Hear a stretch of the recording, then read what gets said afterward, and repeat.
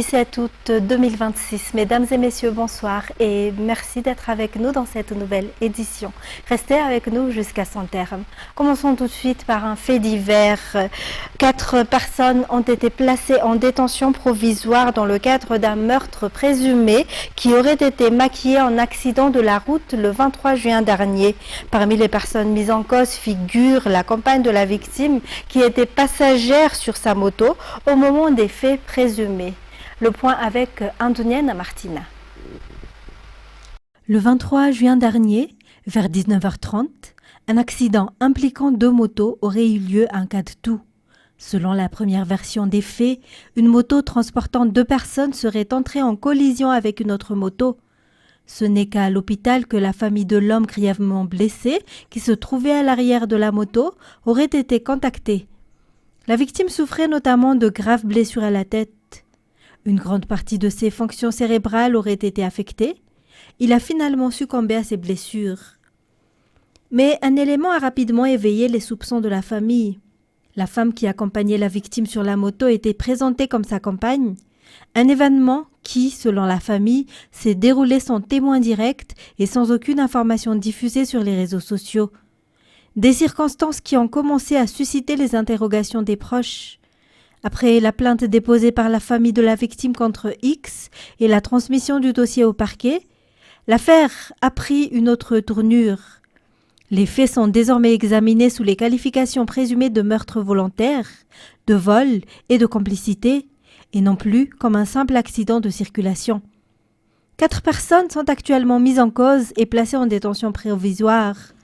Parmi elles figure la compagne de la victime qui aurait été avec lui sur la moto au moment de l'accident présumé, une amie de cette femme à qui elle aurait emprunté une carte SIM utilisée pour appeler la victime au moment des faits, un militaire présenté comme le conducteur de l'autre moto impliqué dans la collision, ainsi que le fils de la compagne de la victime qui aurait attendu sur place et déplacé la moto après l'accident présumé.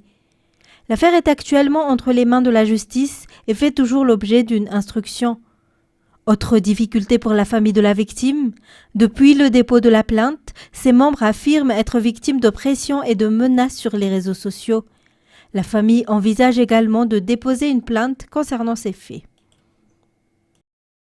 Et 8 mois après les promesses faites aux étudiants de l'enseignement supérieur vivant en cité universitaire, plusieurs engagements n'ont toujours pas été concrétisés.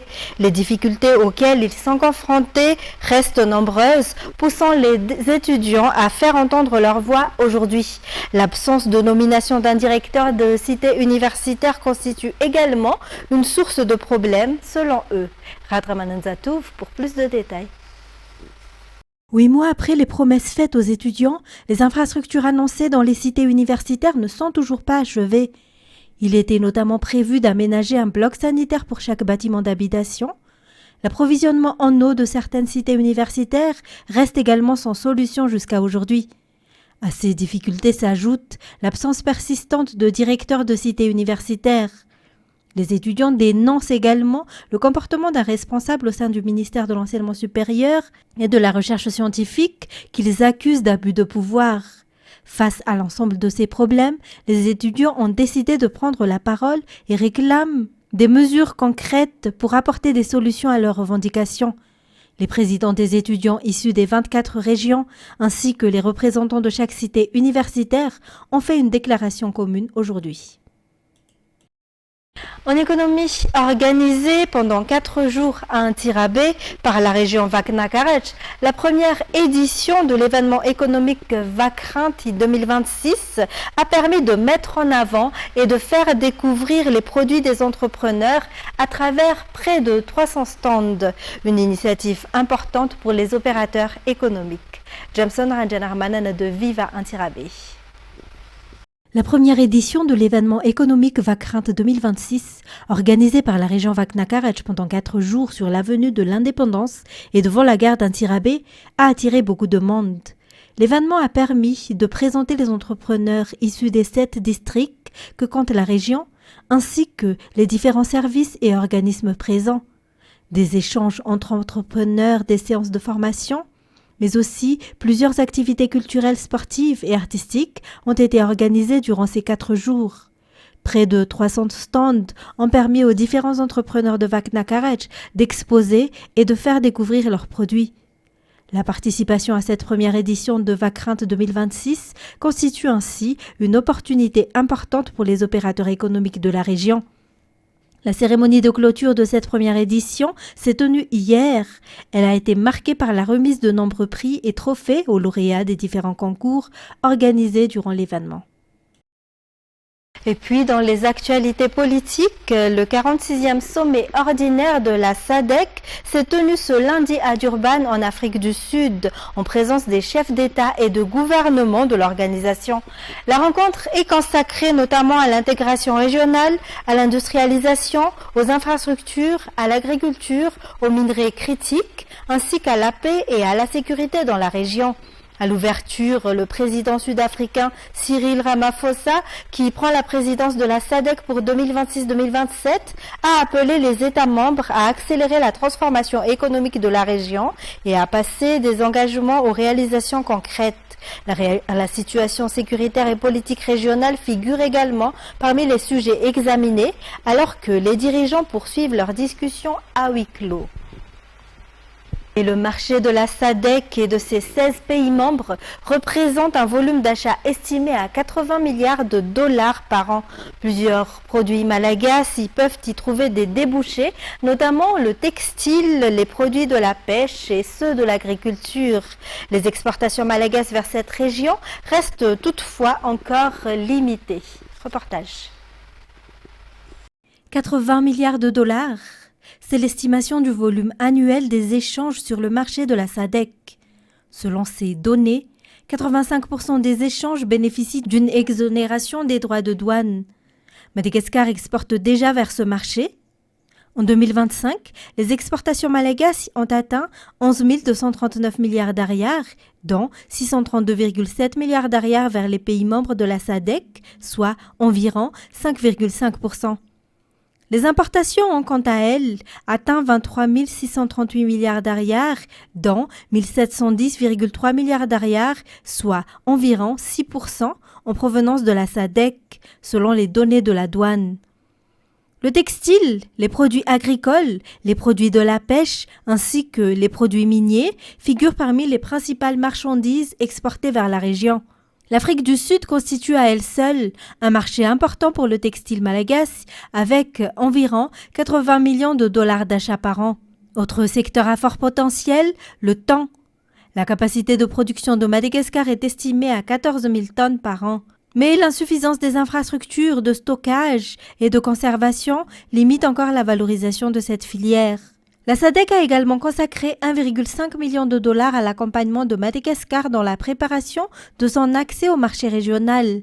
L'organisation peut enfin contribuer à attirer des investisseurs souhaitant produire à Madagascar pour approvisionner les marchés de la région. Pour Madagascar, l'enjeu est désormais de transformer cette ouverture régionale en davantage d'exportation, d'investissement et de création d'emplois. Et sur le plan politique, Madagascar traverse toujours une période de crise. Pour les citoyens rencontrés par notre équipe, comme pour la communauté internationale et la SADC, l'une des solutions à cette crise politique passe par la participation de toutes les parties prenantes, autrement dit l'inclusivité. C'est Nran Irlande sur les images de Yves Chanel. Inclusivité, participation de tous. Ce terme est revenu à plusieurs reprises dans les différents discours prononcés lors de l'ouverture de la réunion de la Troïka de la SADC et du sommet des chefs d'État et de gouvernement des pays membres de la SADC lorsqu'il était question de Madagascar. Depuis le début de la crise politique à Madagascar, la communauté internationale réclame la mise en place d'un processus inclusif. Mais concrètement, que signifie cette participation de tous ou inclusivité ?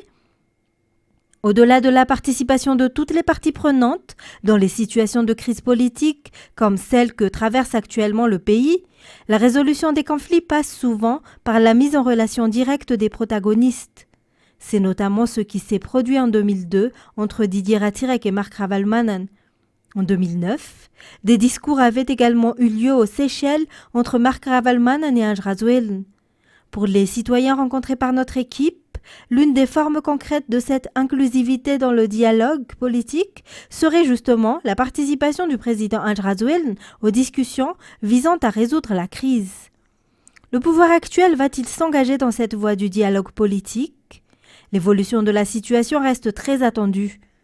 De cette dynamique pourrait notamment dépendre la tenue de la prochaine élection annoncée pour juillet 2027 par le colonel Ranjanirin dimanche dernier à Durban, en Afrique du Sud.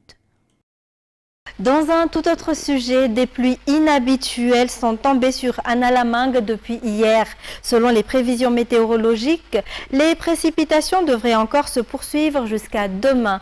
Malgré cet épisode pluvieux, l'hiver n'est pas encore terminé car il est prévu finir vers la fin septembre selon Météo. Les détails. À Antananarivo, ces pluies surprennent. Des précipitations à la mi-août restent inhabituelles en cette période de l'année.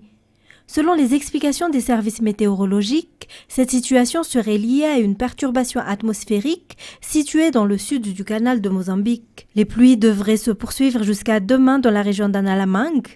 Une hausse des températures est ensuite attendue à partir de mercredi et jusqu'à la fin de la semaine. Cet épisode pluvieux ne marque toutefois pas la fin de l'hiver. Selon les prévisions, la saison hivernale devrait se poursuivre jusqu'à la fin du mois de septembre. Et côté sport, ils étaient 293 joueurs à participer au championnat de Madagascar de tennis organisé à Laksa Ambuidai. Parmi eux, 182 joueurs issus de la Ligue d'Analamang et 111 représentants des 9 ligues régionales. Une participation en hausse qui satisfait la fédération et témoigne du regain d'intérêt pour la discipline. Narsoura Zakassan et Michel Rakotsan. Le tennis malagasy semble retrouver progressivement son dynamisme.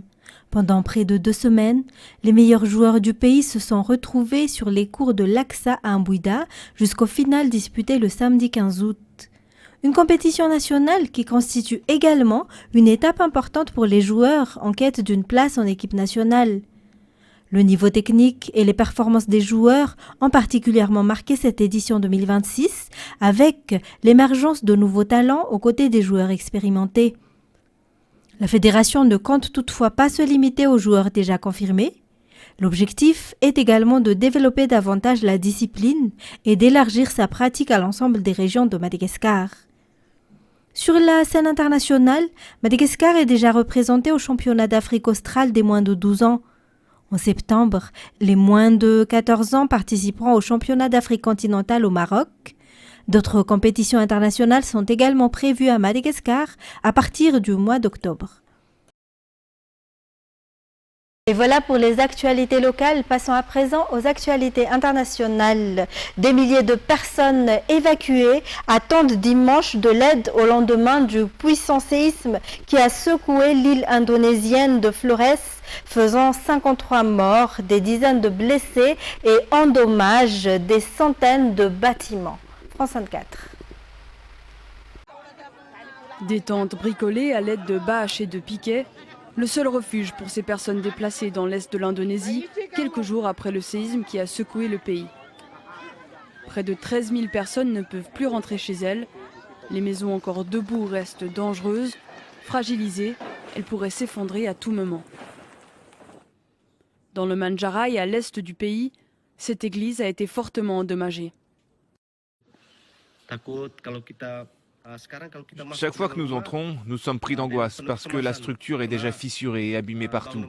Nous avons peur d'y aller. Alors pour l'instant, nous restons encore dehors. La secousse meurtrière de magnitude 7,7 survenue samedi en matinée aurait abîmé une centaine de bâtiments selon les autorités locales. Tandis que les secours fouillent toujours les décombres, les hôpitaux sont débordés de blessés. Les soignants essayent de les traiter malgré la situation compliquée, comme ici, sous des tentes. Comme certains bâtiments se sont effondrés, nous avons transféré une partie de nos activités et de nos médicaments dans une tente. Nous verrons comment la situation évolue, mais notre priorité immédiate est de soigner les patients dans un état critique qui peuvent être pris en charge en premier. Alors que des milliers d'Indonésiens se retrouvent sans logement, Le pays fête ce lundi ses 81 ans d'indépendance, une fête célébrée cette année en demi-teinte. Une équipe des Nations Unies réussit à acheminer de la nourriture et des médicaments à 3 familles toujours assiégées dans le village de Kusra, où les forces israéliennes ont imposé un bouclage total autour des 3 maisons que les colons tentent depuis 8 jours de s'approprier et dont ils cherchent à expulser les propriétaires palestiniens. France 24. À bord de ces véhicules des Nations Unies, de l'eau et de la nourriture. Des fournitures essentielles pour les habitants de Kusra. Le village de Cisjordanie occupé est assiégé par des colons israéliens depuis un peu plus d'une semaine. 3 familles se retrouvent ainsi privées d'accès aux produits de première nécessité. Les forces israéliennes se sont depuis déployées autour des habitations, mais leur présence n'a pas permis de lever totalement le siège. Ces habitants ont le droit légitime de se trouver chez eux. Malheureusement, les colons ont coupé l'électricité et l'eau et les harcèlent en permanence. Ces derniers mois, les habitants de Kusra ont été attaqués à plusieurs reprises par des colons. Selon des organisations de défense des droits, ces incidents s'inscrivent dans une campagne de harcèlement visant à expulser les Palestiniens de la zone. Les colonies israéliennes sont illégales au regard du droit international. Elles visent à réduire le territoire susceptible de constituer un futur État sous contrôle palestinien. Les habitants de Kusra affirment par ailleurs avoir été pris pour cible par l'armée israélienne, censée pourtant les protéger. Je me suis replié vers l'une des maisons assiégées et j'y suis entré. L'armée est arrivée sur les lieux alors que je poursuivais mon travail de rétablissement de l'électricité. J'ai rétabli le courant dans une maison avant de passer à la suivante où j'ai eu la surprise de tomber sur l'armée. Et là, des soldats m'ont arrêté. Vendredi, le ministre israélien de la Défense, Israël Katz, a annoncé un projet visant à transférer les pouvoirs de maintien de l'ordre actuellement détenus par l'armée en Cisjordanie vers la police israélienne. Une mesure que les critiques considèrent comme un pas supplémentaire vers l'annexion officielle du territoire. Et pour terminer, Donald Trump a annoncé réduire considérablement la participation des États-Unis aux exercices militaires annuels de la Corée du Sud qui ont débuté lundi, invoquant en particulier sa très bonne relation avec Kim Jong-un, le dirigeant nord-coréen. France 24. À seulement quelques heures du début des exercices annuels militaires entre les États-Unis et la Corée du Sud, le président Donald Trump a demandé de réduire considérablement les opérations communes, à défaut de pouvoir les annuler. Compte tenu de ma bonne relation avec Kim Jong-un de Corée du Nord, je ne suis pas content que les États-Unis aient accepté de participer à des exercices militaires conjoints avec la Corée du Sud. Ces exercices sont coûteux et envoient un signal inapproprié et hostile à un pays qui, depuis que je suis président, s'est montré non menaçant et respectueux. Cette année, les exercices doivent durer 11 jours et tenir compte de l'expérience acquise par les troupes nord-coréennes aux côtés de l'armée russe en Ukraine. Kiev accuse Kim Jong-un de vouloir envoyer plus de 30 000 soldats supplémentaires pour appuyer l'armée russe et dénonce l'utilisation de missiles balistiques nord-coréens lors d'une attaque contre une usine de Zaporijjia. Autre que sa bonne relation avec Kim Jong-un, Donald Trump s'est aussi dit déçu du manque de soutien des Coréens dans sa guerre contre l'Iran. Bien que cela soit un peu sans rapport, j'ai récemment demandé au président de la Corée du Sud s'il souhaitait se joindre à nous dans la dénucléarisation de la République islamique d'Iran, et il a répondu « non merci ». Nommés boucliers de la liberté, ces exercices annuels devaient mobiliser 18 000 soldats sud-coréens ainsi que plus de 28 000 soldats américains. Ce n'est pas la première fois que Donald Trump s'oppose aux exercices communs. Le président les avait réduits en 2019 et annulés complètement en 2018. Le ministère de la Défense sud-coréen a affirmé lundi que les manœuvres avaient commencé comme prévu. Et c'est ainsi que se termine cette édition. Mesdames et messieurs, merci de votre attention. Au revoir et je vous donne rendez-vous dès demain pour de nouvelles actualités. Passez une excellente soirée sur Viva.